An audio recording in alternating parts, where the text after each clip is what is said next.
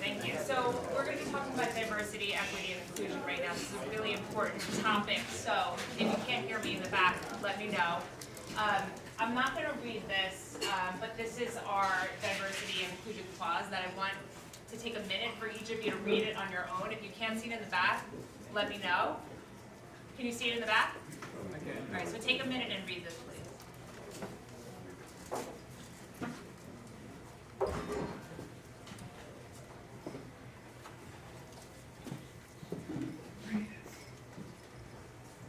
Right out to the OSHA handbook. All right, so this is obviously something that we take very seriously at Curtis and Geneva. And so we want to make sure there's a zero tolerance for this behavior. And so it's very important in being the OSHA handbook and being in a lot of companies' handbook and our handbook that we make sure that we are committed to fulfilling this. The one thing I want to point out here is we were talking about it earlier about electronic communications. We've got photos, cartoons, drawings, emails. Everything is traceable these days. Everything. Text messages, emails. Given the state that we're in right now with cybersecurity, it's really important that we make sure that we're not sending offensive emails or offensive texts, even to friends, about someone else, just so that they could be found later on and used against the company or yourself. So it's really important that we take this seriously, and there will be a zero tolerance for this. So tips for supporting DEI in our workplace. Treat everyone equally, regardless of race, gender, sexual orientation, and other defining characteristics. As of late, the categories have definitely broadened to include a lot, so we want to make sure that we're being obviously PC on our jobs as well as in our interactions with each other. Everyone should be treated based on job competency, effort, and results.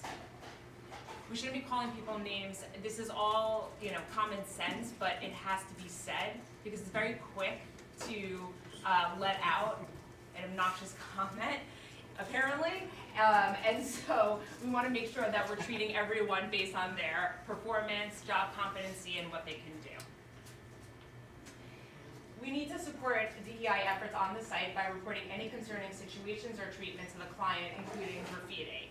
This is where Eve, unfortunately she couldn't make it today, but this is where she would come into play.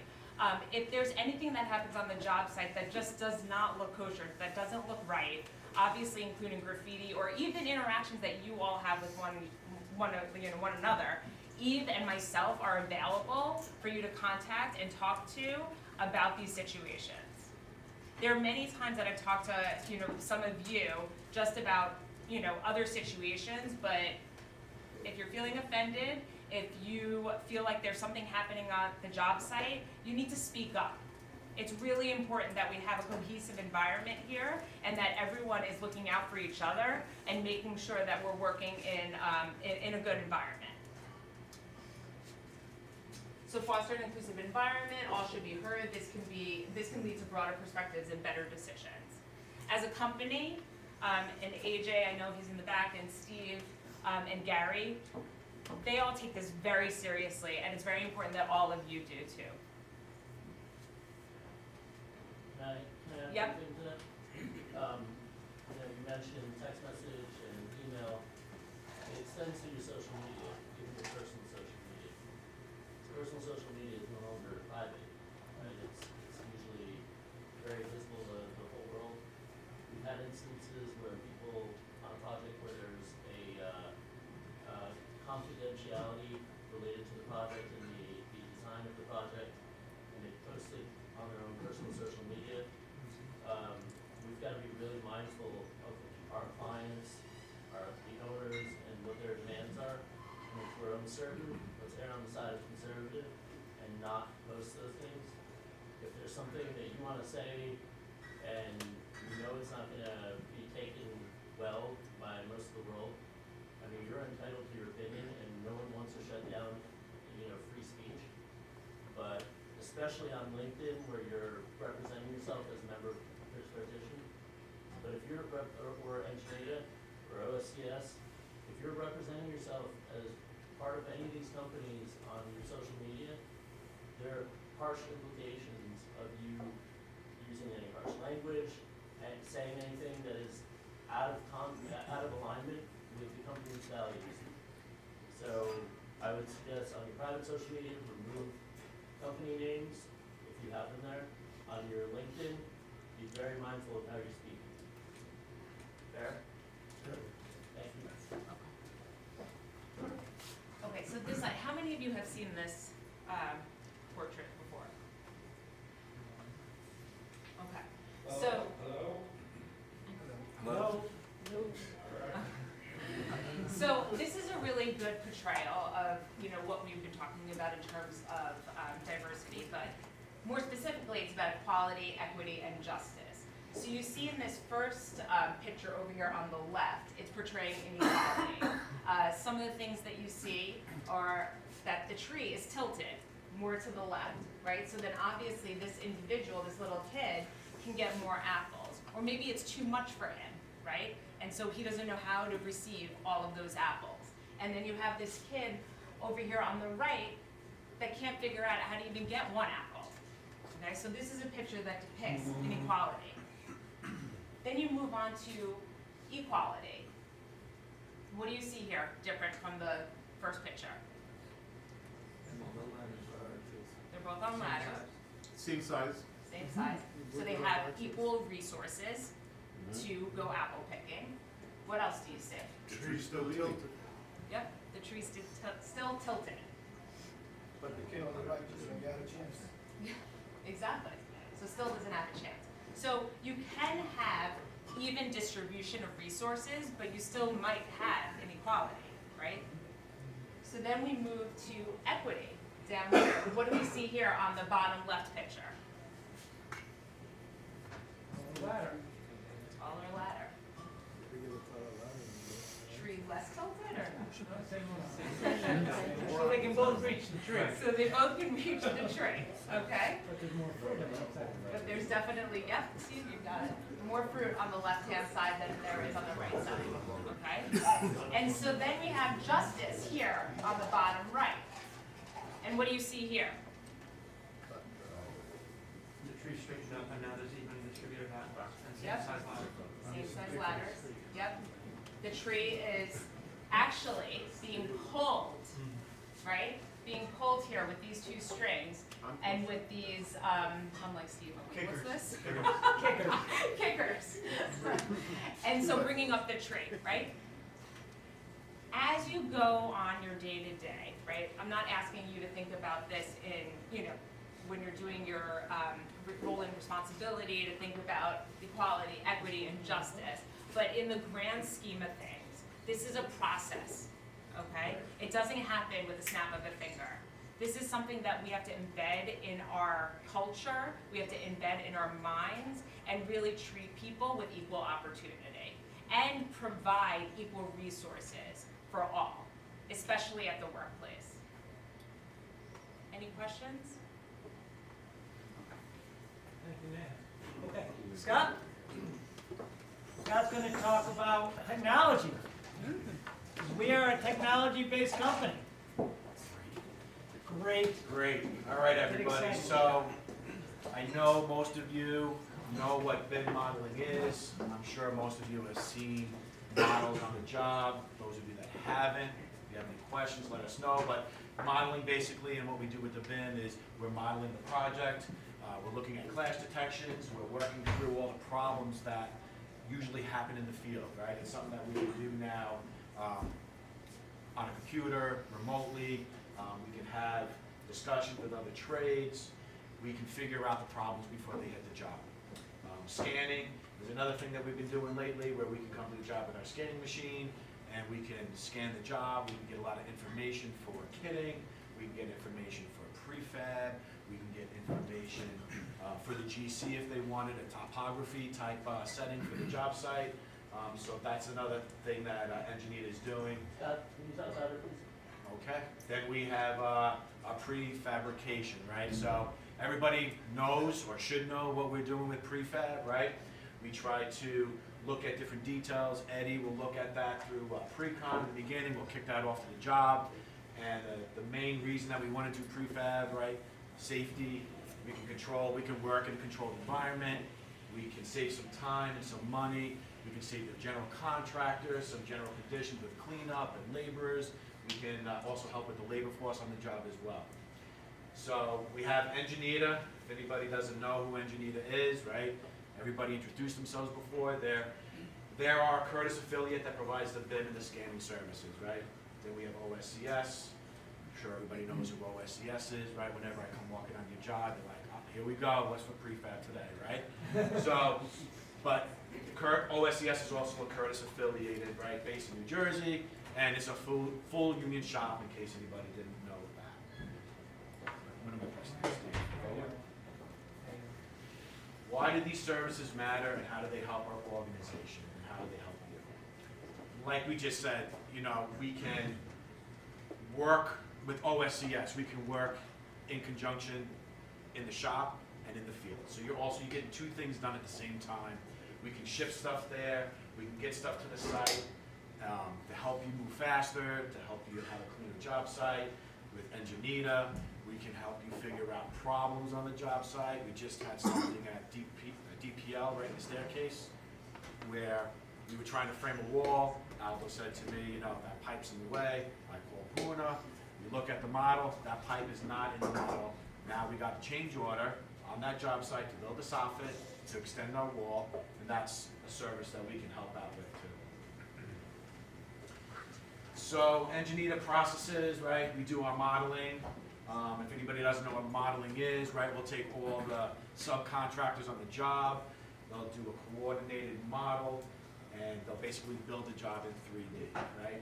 And through that 3D modeling, we're able to coordinate where we need the frame, or where the tin knocker needs to put his feed, or whatever it is, right? We can take care of all that stuff that we normally would have taken care of on the job site. Now we can do that off-site. Like I said, laser scanning, we can scan, and we can figure out deck heights, we can figure out beam penetrations or possible existing duct and MEP penetrations, and that will allow us to do our kitting, do our prefabrication, to help the job site. Engineer can also do shop drawings. We've done that for a few of our PMs. Where you need a shop drawing of a reflected ceiling or whatever else you might need. We've done a few of those on each job. Then we have 360, right? So everybody's going around now. Most of it's the APMs, doing the 360, taking photos of the job site, and checking out the progress. So we just had that with Ellison today, right? 360 is very important because we walked the job. Vince did 360 scan a couple weeks ago, so all the ceiling tile were in, everything was done. Now we go to the job today, ceilings are out, things are missing. Now we can go to the general contractor and say, hey, this work was done. We deserve a change order to make sure, you know, get the work back done again. And then line out, right? Line out. It's everybody's favorite topic lately, line out, right? So line out is important because it helps us track the progress of the job, helps us track our budget, helps us track manpower, deliveries. There's so much that goes into line out. I understand sometimes that it's cumbersome, it takes a lot of time, but please, line out is a very important thing that we are doing right now. BIM. So our major projects require BIM coordination, right? And there's different levels of BIM coordination right now. We've done recently DPL, we've done Columbia, we've done Eastbox, CCA, right? So all these big jobs that we've done BIM models for. And even if the job or the general contractor does not require a BIM model, we might do a model ourselves in-house just to help with our kitting plan, our shop drawings, and our prefabrication. So here's a model of a scan. So this, what was this corner? Which one? Okay. So this job got scanned, right? The job gets scanned, the job goes into CAD drawings, then we have a design model. You can update your BIM, you can create that model on Revit. We have all the 3D information that we need of that job. This was this Wall Street? Right, was this Wall Street, Rich? I believe, right? I think this is Wall Street, I don't remember. But here is our kitting plan. We also, right, we scanned Wall Street. We were able to create a kitting plan for Wall Street. And our kitting plan, we were able to send, you know, the framing members to quadrants. And it just helps with ease of loading. It helps with less material waste. Here's another one that we're running clash detection. So the main thing that we do with our BIM modeling when we have a coordinated model is we run clash detection. So we'll put our model in, or the other subcontractors will put their model in, then we'll run a clash. And we'll see where different components of other trades are in each other's way or hitting each other or causing, for us, our biggest thing is king studs and corner studs, right? And ceiling heights. We want to make sure that none of our king studs are being taken out by ductwork or pipe. Corner studs, we want to make sure that there's no MEPs below our ceiling. That's going to cause the ceiling to be lower. So once we run that clash detection, then we're able to go back to the GC and the architect. They can figure out what they want to do, who's going to move what. Maybe we have to lower a ceiling, maybe we have to move a door, whatever it is, we're able to find out all those problems through that coordination. Scott, can you just talk for a minute, go back and talk about what it is that we model of our work? So we typically model our framing, it depends on the LOD, right, the level of design, right? So we would have the highest level with framing, we're showing all our framing, all our blocking, we're showing drywall, we're doing as-built drawings at the end of the job, ceiling framing, black iron, drywall on the ceilings, your ACT, we're modeling every component of what we do, right? So, This is big with top-down construction. it's huge with top-down construction because we can see where we're going to be duct heavy, right? That's a great point, right? We can see where there's going to be a huge trunk line down the middle of a corridor before it's even put up.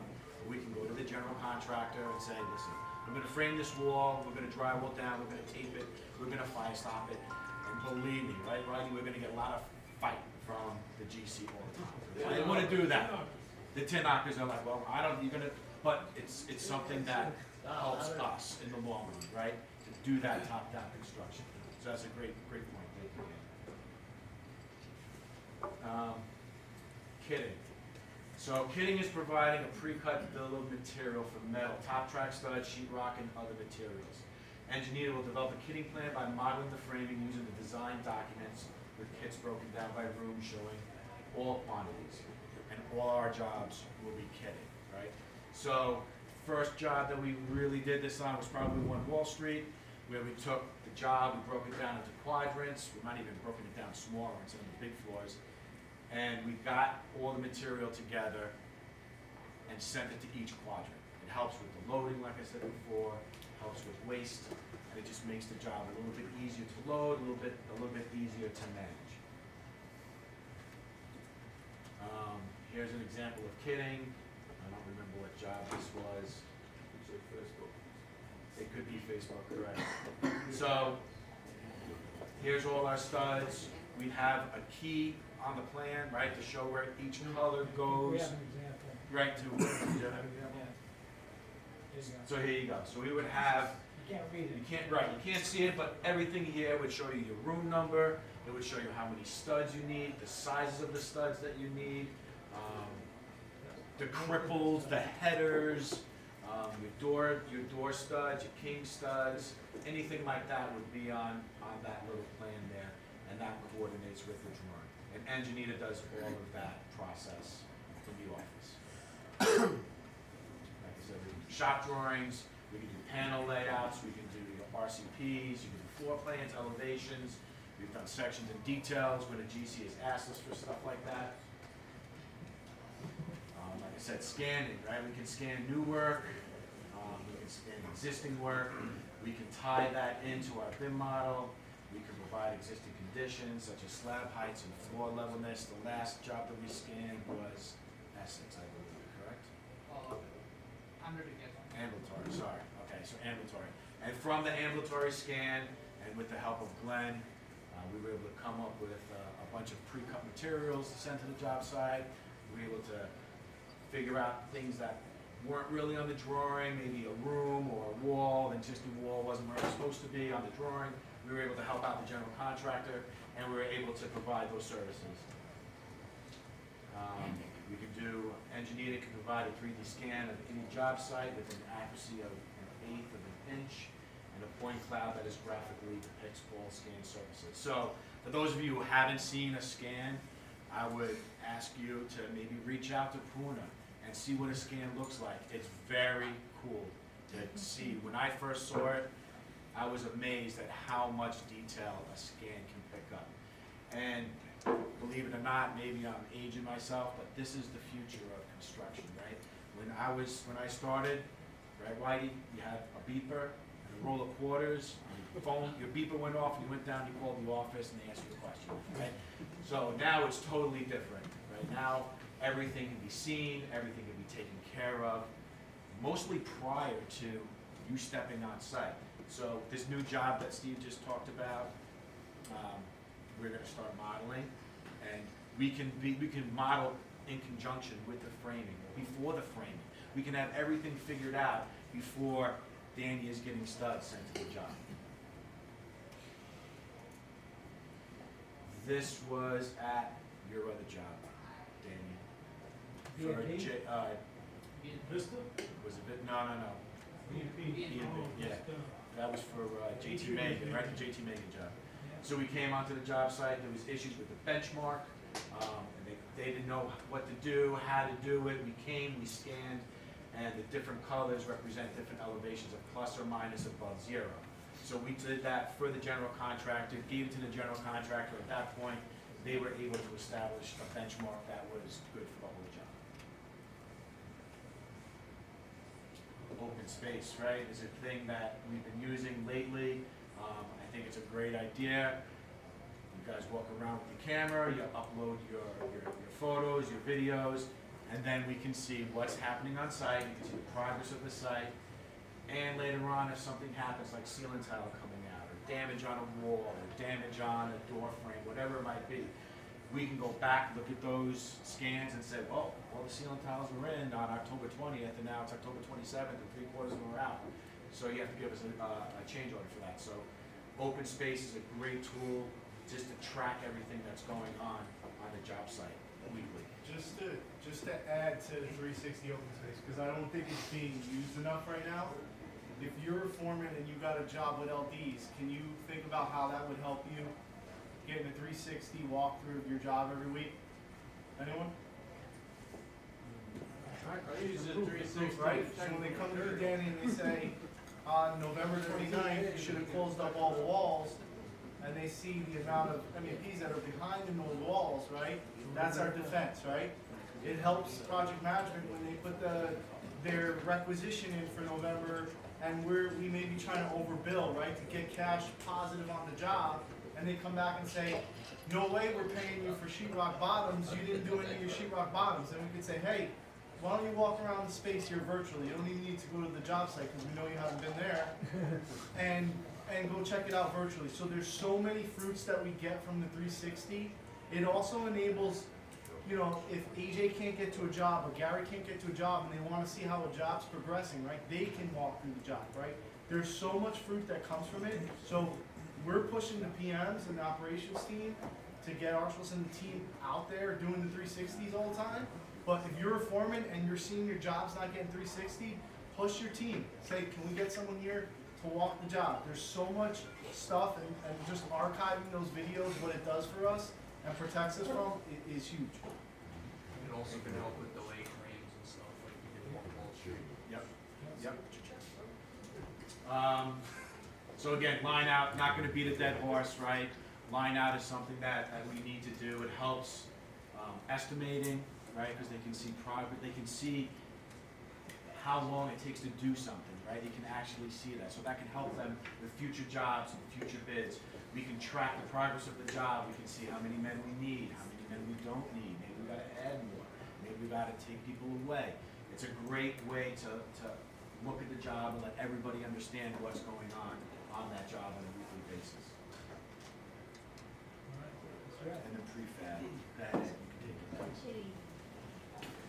Just going back to line out real quick about communication, this is kind of internal, between Curtis and Janita. So it's really all stems from the information that you guys give to the engineering team. We're gonna do a quantity takeoff of everything that you guys have provided.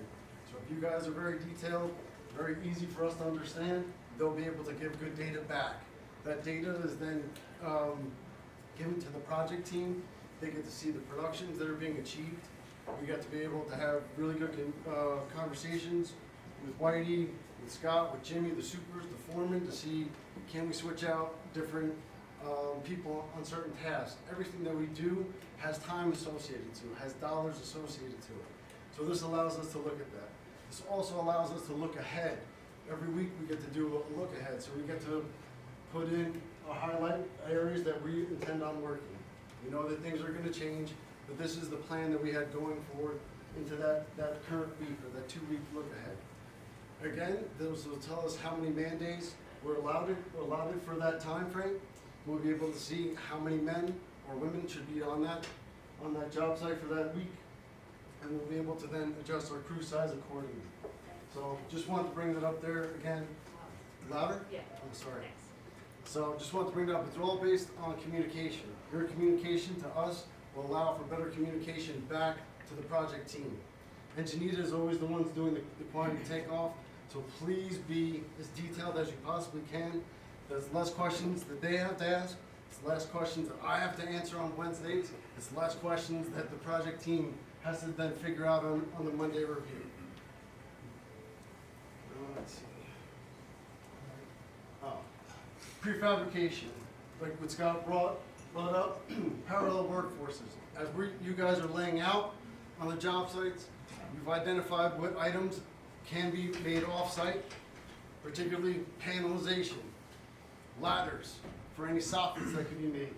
We could be building those at the OSCS shop while you guys are laying out, right? When layout is approved by the GC and the design team, we can then deliver those right to your job site. So your job is actually being built in conjunction while you're doing another task. You can keep your workforce as low as possible, worker density. We all realized that during COVID. That really, we still are pushing this really hard. Reduces the waste. These for less laborers, less cost on the general contractors. So there's less measuring, there's less cutting, there's less height, and there's definitely enhanced safety. We're working in a controlled environment where you guys are dealing with a lot of different elements, a lot of different individuals. So we're always looking for prefabrication. These are just some of the things that we are capable of. These are just the bare minimum. You guys and girls are definitely gonna know more things that we can prefabricate than I'll be able to identify in the drawing, or that we'll be able to have a general discussion in the office. We're always looking for new ideas. We will test things out. You can always communicate that with your project team. They'll be able to look at it, give a cost-benefit analysis, be able to tell you which way is cheaper, which way is faster for the production. And I'll just tell you, if it's even, prefabrication wins. Because if you're gonna do it one time, you're even. The second time, you're gonna be even better, so it's faster, it's cheaper. So I know people always have a stigma against prefabrication, but this is the way, was the future, this is now the current, this is now the present. So we can always do a lot of things, we're trying to push that right now. Even next week, we have a meeting that we're presenting on how we can do panelization in an interior project over for a hospital. So there's definitely, everybody is now starting to look and really go into the